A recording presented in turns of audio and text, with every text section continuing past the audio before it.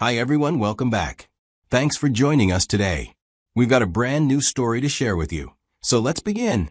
My name is Jerry. I stood alone by my mother's hospital bed and watched her as she passed.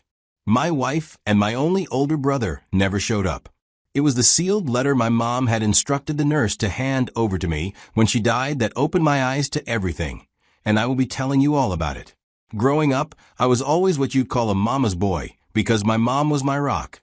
After we lost my dad in a terrible motor accident, she became everything: mother, father, protector, provider. I was just a kid when it happened, but even then, I remember how her back never bent under the weight of raising two boys alone. She worked long hours, made sure we never lacked food on the table, and somehow still managed to be present. I clung to her strength because it was the only thing that felt stable when everything else had fallen apart. That bond we shared didn't fade with time.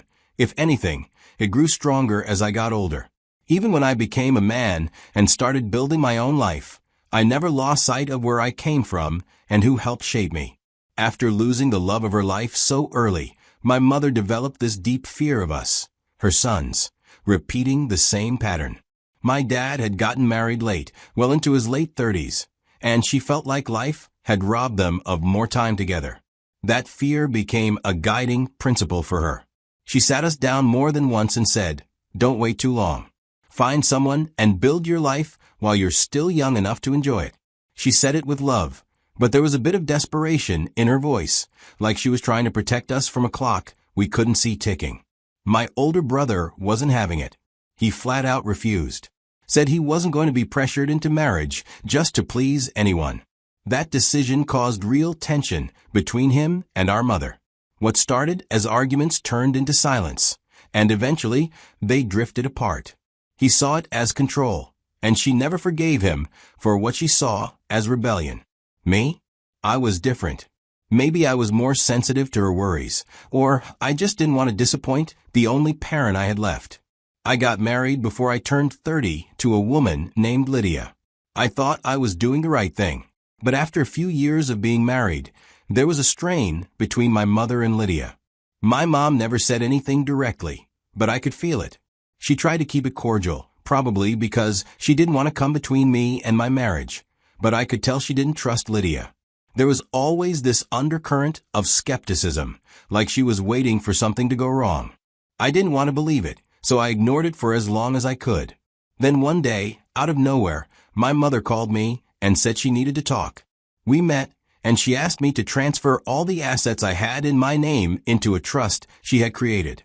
I was confused at first, but then she looked me in the eye and said, "Don't tell Lydia. Just do it."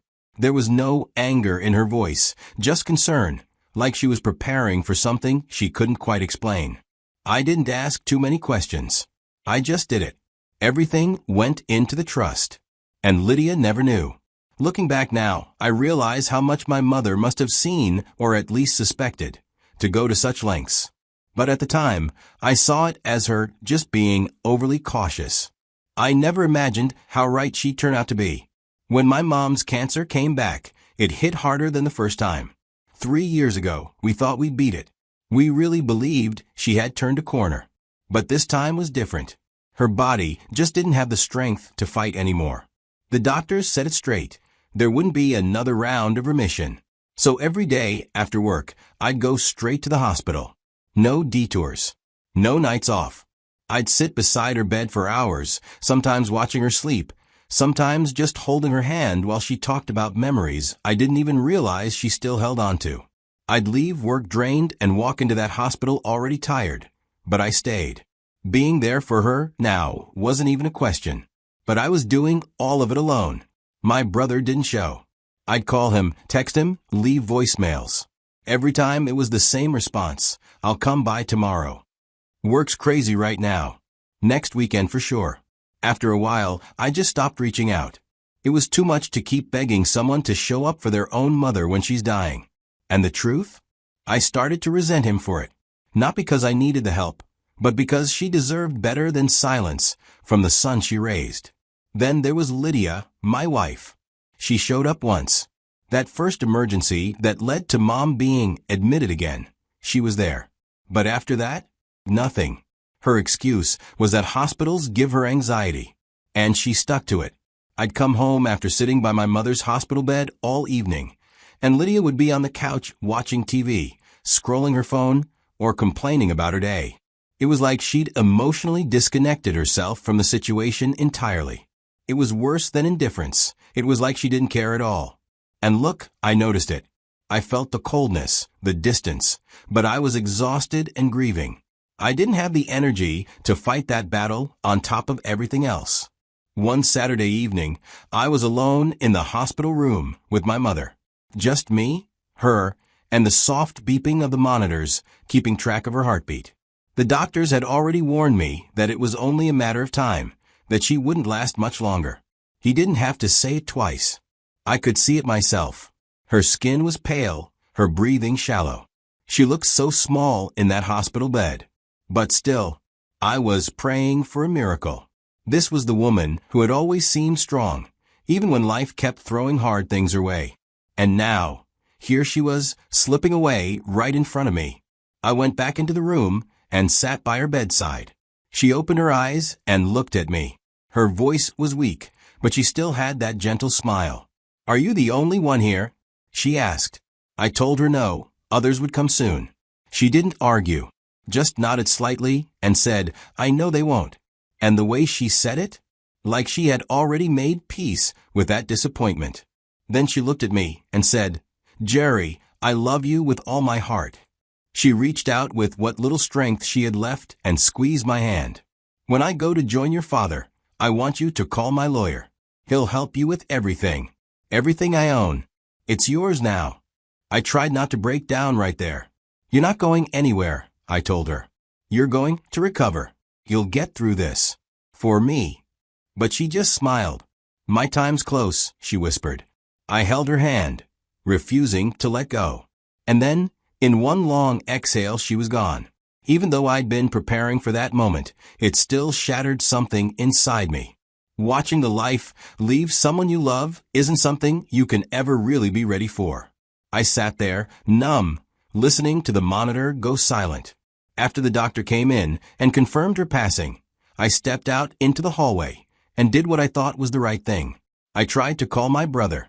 Of course, no answer. Same as always, busy. Then I tried Lydia. Straight to voicemail. I sent both of them texts telling them that my mother had passed away. I waited.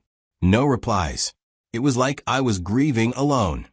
A few minutes later, as I was gathering my things, one of the nurses approached me gently.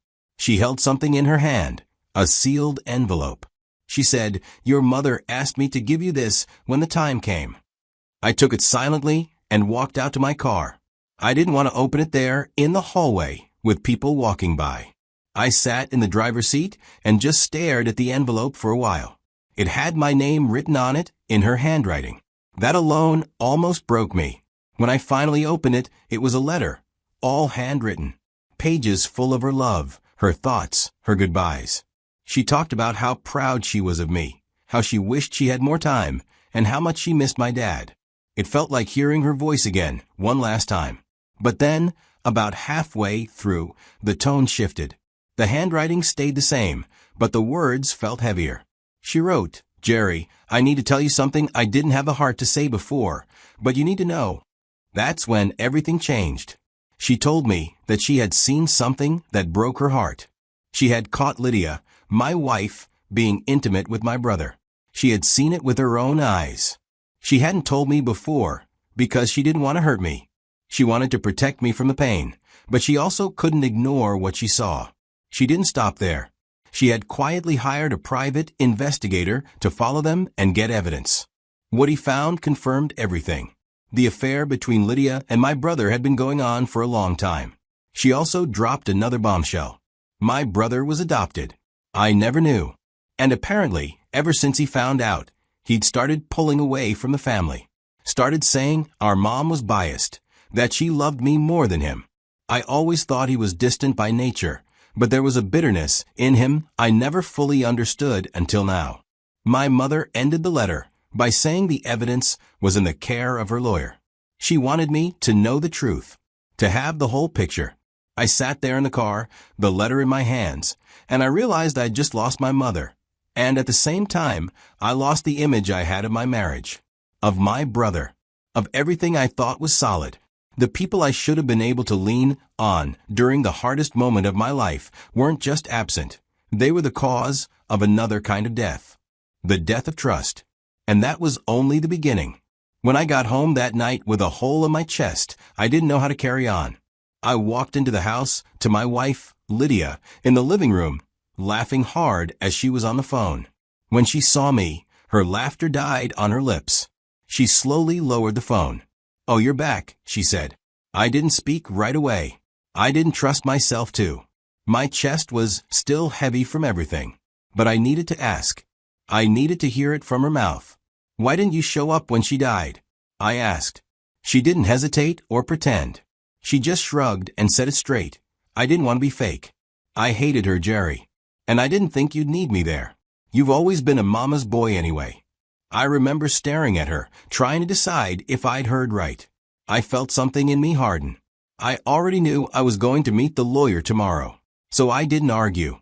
There was no need to show my hand when the game hadn't even started yet. I just looked at her one more time, nodded slightly, and walked past her into the bedroom. I knew one thing for sure. This marriage was over. She just didn't know it yet. The next day, I walked into the lawyer's office. I wasn't exactly eager to be here, but this was something I had to do. The lawyer, an old friend of my late father's, had been the one to handle our family's legal matters for years. He had been a steady presence in our lives, even when my mom was still around.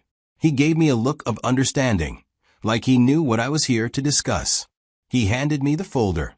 It was thick, heavier than I expected. I flipped open, my eyes scanning over what was inside. Photos, USB flash, hotel check-ins, all concrete evidence that my mother had known about Lydia and my brother's affair. I felt like I was reading something out of a bad soap opera, except this was my life. It was real. My mother had been watching over everything, even when I didn't realize it. My mother had already anticipated that Lydia might leave me once she found out about her affair with my older brother, and that's why she had me put everything in a trust under her name.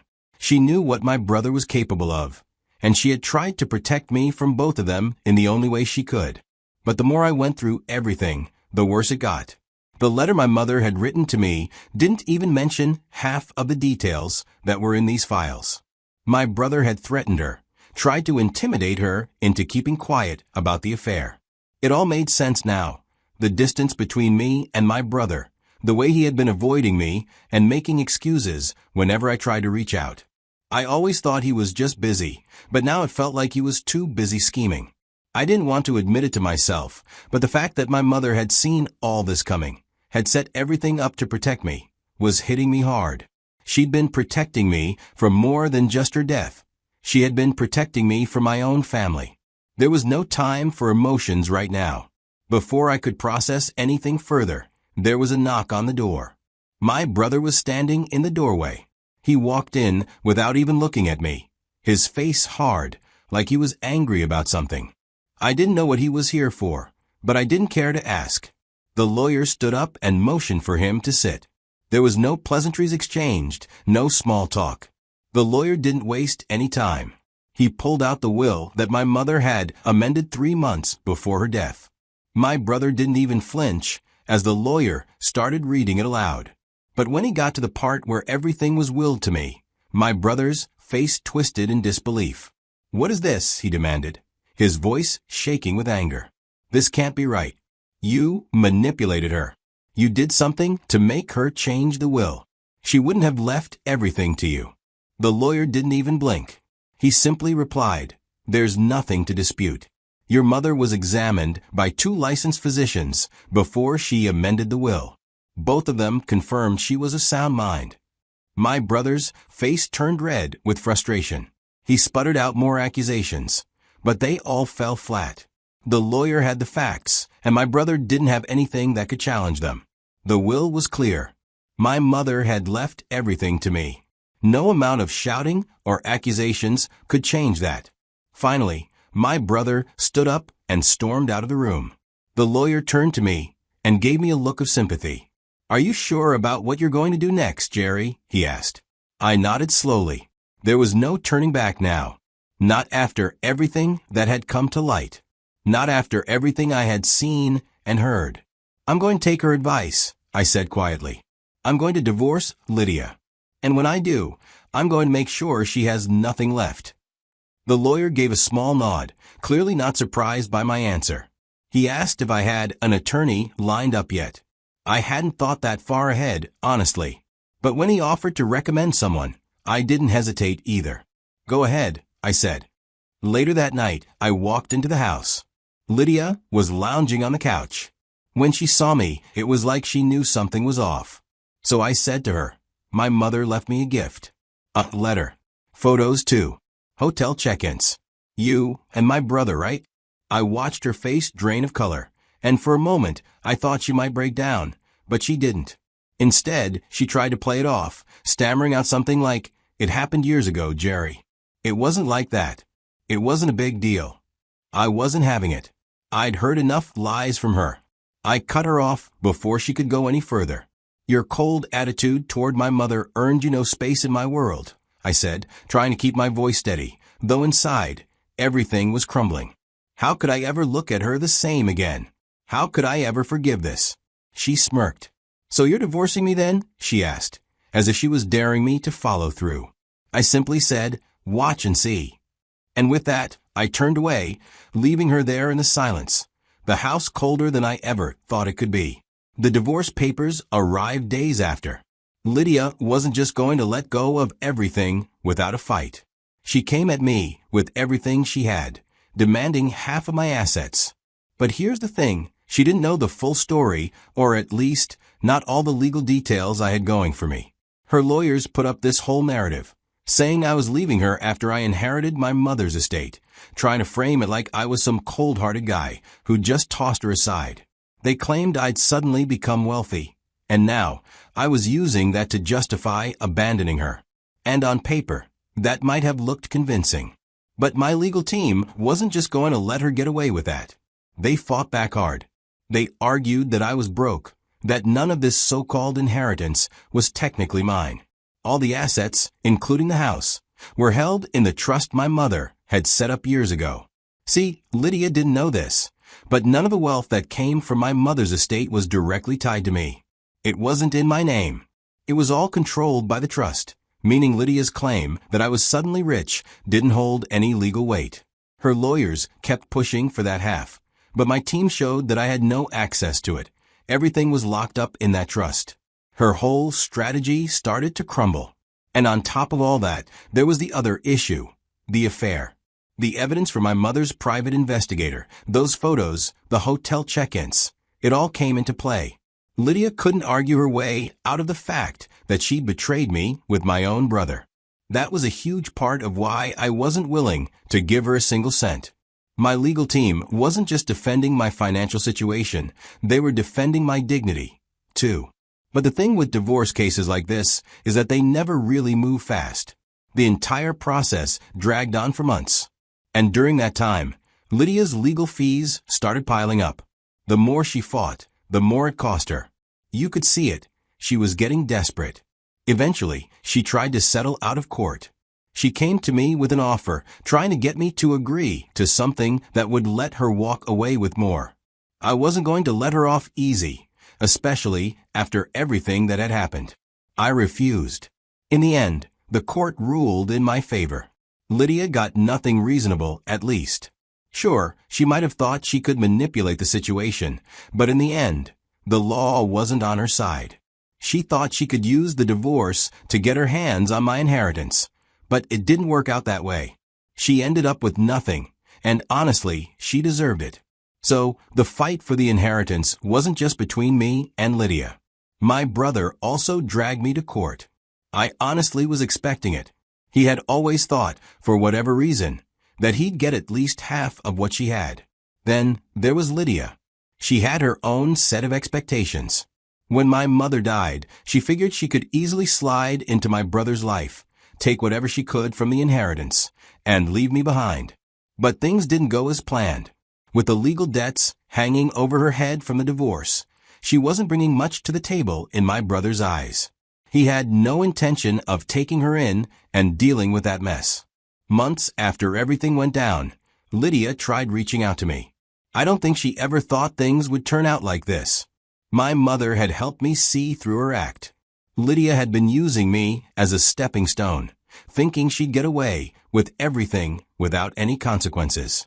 But when my brother shut her down, leaving her stranded without a plan, she had nowhere to go. All the plans, all the manipulation, it was crumbling around her, and I didn't feel bad about it at all. She had gotten everything she deserved. When Lydia tried reaching out again, I wasn't surprised. She even played the victim card, asking me if I had ever really loved her, questioning everything we'd been through. But I wasn't fooled anymore. So I told her exactly how it was. You wanted to act like I'd be weak grieving. I said, you thought I'd beg. Instead, I buried my mother and my marriage the same week. You'll live with what you did for the rest of your life. That was it. There was no more pretending. There was no coming back from that. And then I ended it for good. I told her, don't contact me again. And I meant it. There was nothing left to say. What had been broken was never going to be fixed.